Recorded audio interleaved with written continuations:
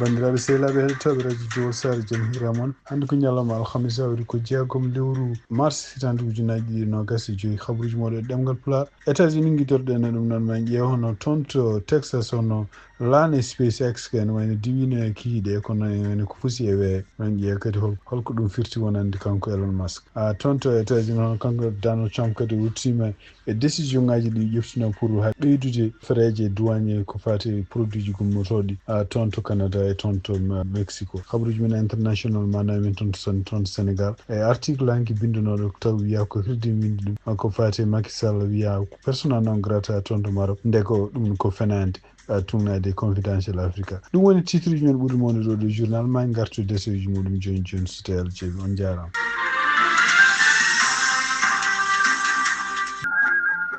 bandiraɓe sehilaɓe heɗotoɓe radio Jowol Sare haade men fuɗɗade habaruji d' abord ko fate kor ko siftinde on tan donc subaka aljuma janggo so tawi Allah jaaɓi ne wayno ko 5h47 yata on dartini ñamde moɗon kumtare wonata ko 6h38 6h37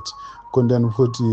poɗɗon humtade aset ene wayno ko kajjari moon foti dartade ko 5h47 5h47 yata on dartini ñamde moɗon ñande aset nde kumtari wonata ko ñande aset nde kumtari ko 6h39 wonata 6h39 woni kumtari siftinde on tan ko dimanche subaka so Allah jaaɓi ko nden waktu waylata hande kadi ko siftinde on ko calendrier juma Westchester donc wonande taariɓe juma Westchester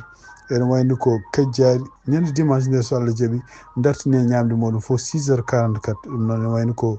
salatu wonata ko 7h15 wonande oɗon ñalawma kadi ene wayno ko tata ko ñantede heure change ene wayno ko kumtari wonata ko 7h40 7h40 woni kumtari ɗum noon ko ñande dimanche de donc gueƴe wonno ko 8h30 ɗum noon ko hadde heure change ude partir de dimanche e gueƴe julete hen kadi ko 9h30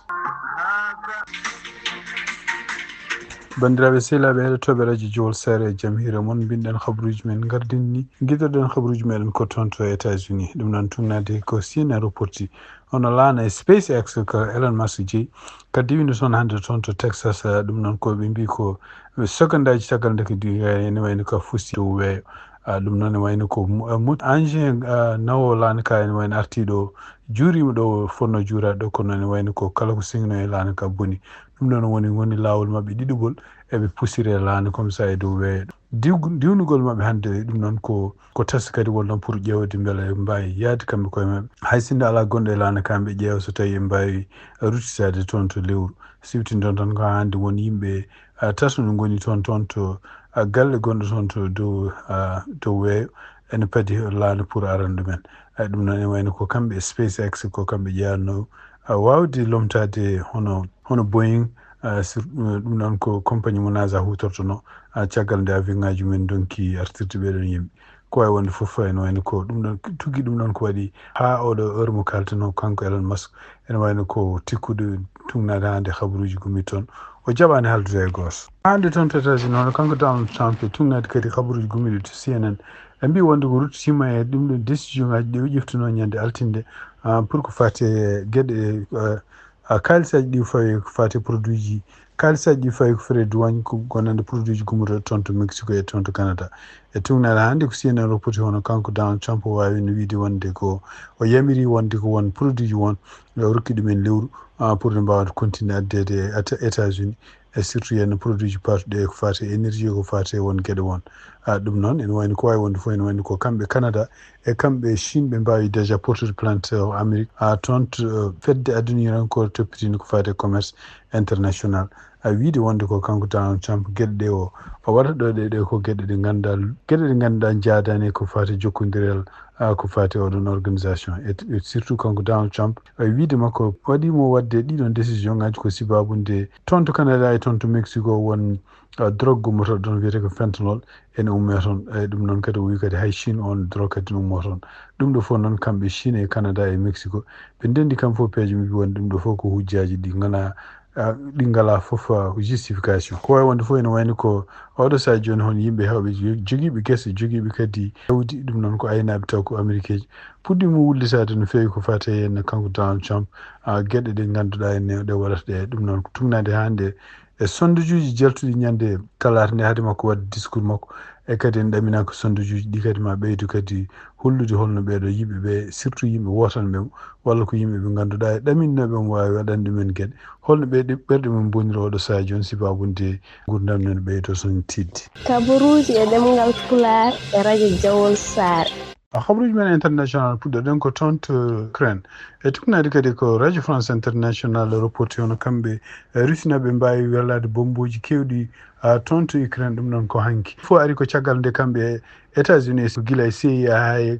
kanko Elon Musk nde ɓe mbi wonde ko kala ko ballon Ukraine ko fate en surtout intelligence ko fate e weeyo no ƴeewirte e surtout ko fate communication ɓe dartini ɗum ko ɗum woni caggal muɗum hono kamɓe e Russie ɓe mbawi neldude toon drone aji kewɗi drone aji ɗi wonen camminade kono noon ko waɗi yimɓe nayowo maaɓe hen sibabunde ɗiɗon drone aji ko wawi wonde fof no ndamina hono kamɓe États-Unis kadi e kamɓe Ukraine maɓe continue haaldude surtout henne caggal nde kanko Vladimir Zelensky nde wawi kanko hoore makko jokkodirde e téléphone e yimɓe ɓe ngannduɗa taariɓe kanko Donald Trump pour wawde continude jokkodiral surtout wawde continude haaldude ko fate kamɓe américain ji noɓe mbawi arde ɓe kutoro walla ɓe mbaɗa exploité minerai moɓe jiiɗi exploité toon to Ukraine e hawnaki kadi oɗon saaha kamɓe Ukraine maɓe mbawa kadi dañde chance holno kamɓe États-Unis ɓe continue walludeɓe surtout e ko fate défense leydi maɓɓe noon ko ɗum waɗi oɗo saaha joni hono hay France hannde yiyama wonde ko parlementaire uji muɗumen kala haala bonka e surtout e kanko Donald Trump e nder konngol makko kanko biyeteɗo Claude Malhuret o wi wonde ko meeɗani yiiyede gurdam États-Unis hono président mo États-Unis ara huccita e yimɓe ɓe ngannduɗa añɓe muɗum wiya mi joƴƴini ferlaji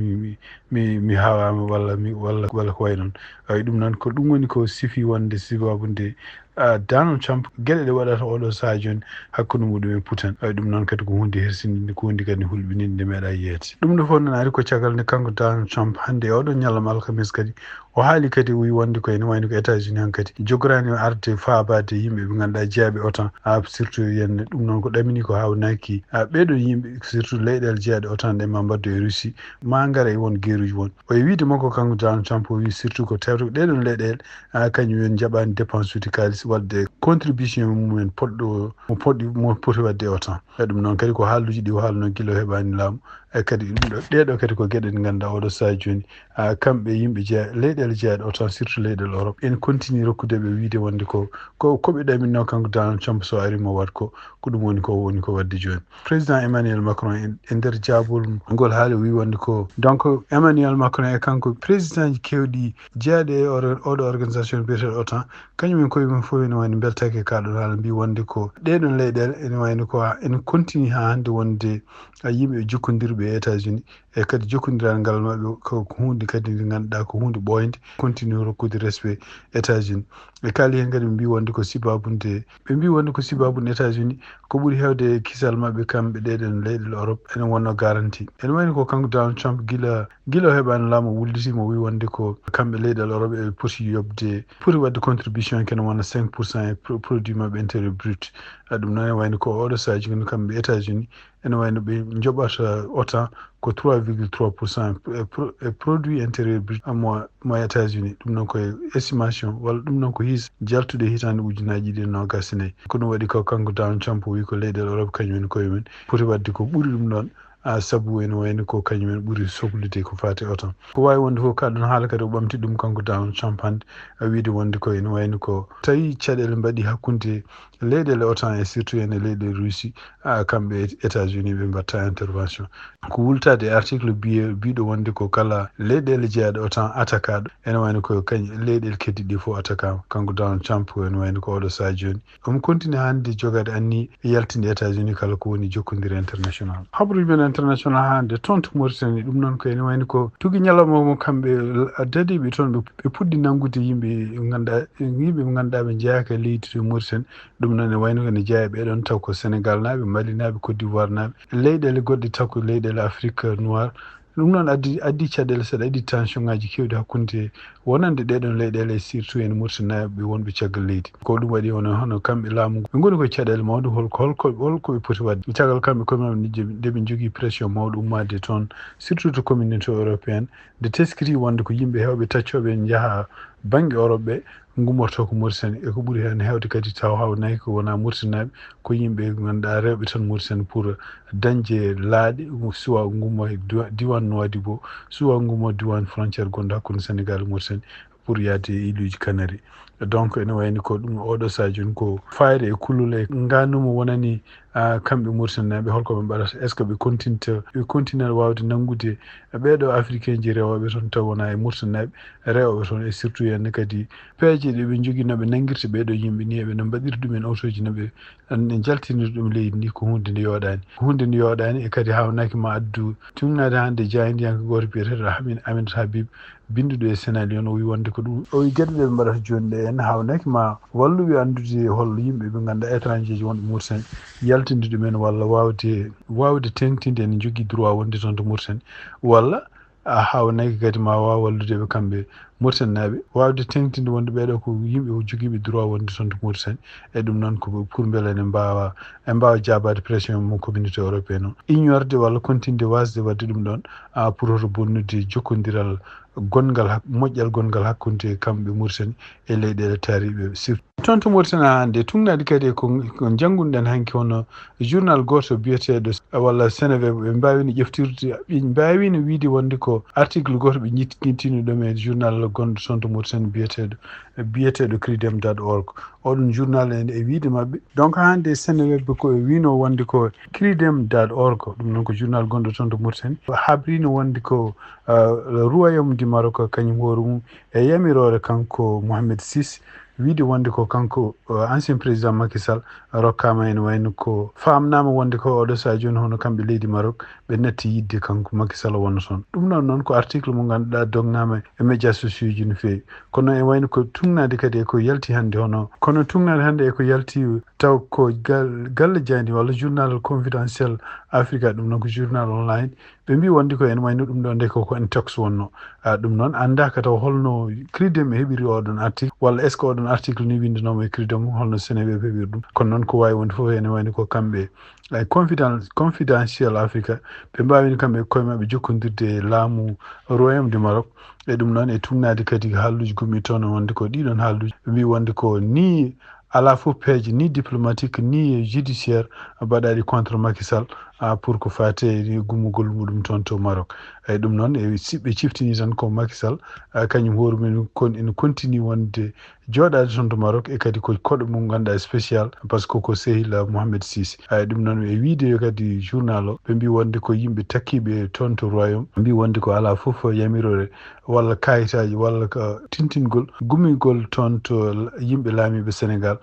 contre Macky Sall ene foti ñaawede walla ne foti nanguede walla ne foti ene tuuma e gueɗe mbaɗe noon oyi donc ɗum ɗo donc ene wayno koɓe mbi wonde ko habaruji ɗi godani ko wiyete intox andaka noon holto oɗo intox ummi kono noon ma en kamɓe confidentiel Africa ɓe mbi maɓe continue enquête ɓe ƴeewa holto ɗum ɗo ummi caggal nde Sénéweb haali ɗum nde ko ɓuuri hewde média ji gonɗi toon to Sénégal ko kañumen si ɓamti ɗiɗon habaruji toon to Sénégal hande tugnadi kadi ko journal Sénégal windi suko goto biyeteɗo monsieur Sarr nanggama toon to Touba ɗum noon nanguira ko caggal nde kanko hoore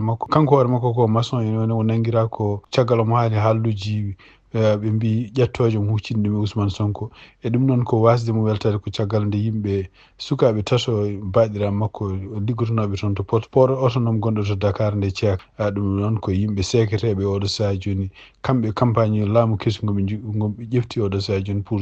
segde yimɓe hewɓe ɓe ganduɗa henna taw hawneke e wiide mabɓe ko ustude freje ɗe ganduɗa cohlaka pour bonnude kalis walla won e wiide yimɓe opposition ko kuccane oɗo saha joni ko kala moɓe gandi wonde ko jokkodirnoɗe e laamu ɓennu ngu eɓe ceeka ɗum noon ko caggal nde kanko oɗo suka biyeteɗo monsieur Sarr nde huccini konguɗi makko e Ousmane Sonko o waɗi vidéo ji omo haalan ƴettoji pour wasdemo weltade si babude baɗiran makko ceeka ko ɗum waɗi donc ene wayni ko kamɓe gendarmerie en wonɓe toon to Colobane ɓe kuccinani pour ƴewde nanggudemo ndeɓe keeɓi vidéo ji ɗum waɗi caggal muɗum ene wayno ko kanko procureur leydi Sénégal o haalnaka ɗum haala ene wayno o yambiri enquête aji ɗum waɗi kanko suko ene wayno ɓen o nangga galle maɓe taw ko ɗaninoɗo ɗum noon wayno oɗo saha joni o transférama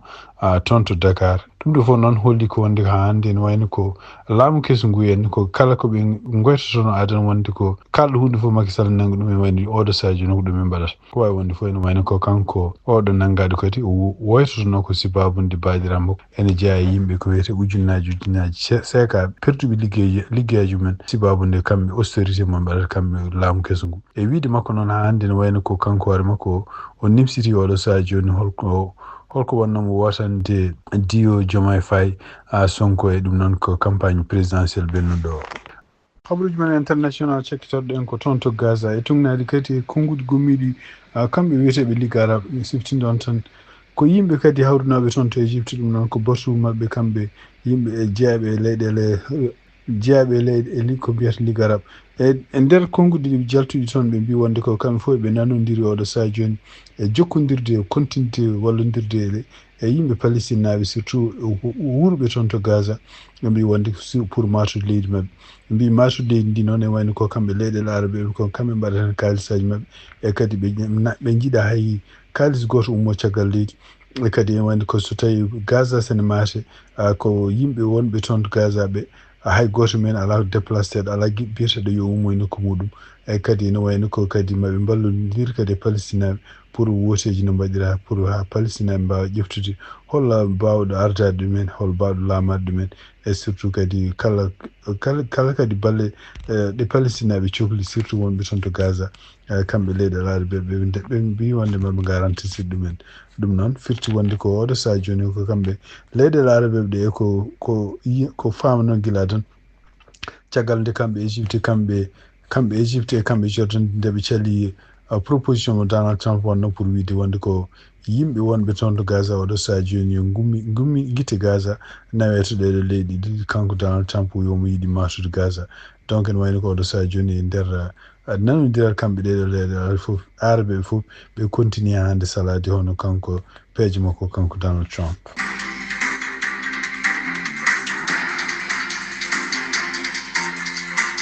bandiraɓe sehlaɓe heɗotoɓe radio Jowol Sari habaruji min jogon noon hannde ɗemgal Pulaar gasi ha laaɓi siftinde on tan musidɗo moon amateur haaldanno on ma en gartu janggo so tawi Allah jaaɓi on jarama.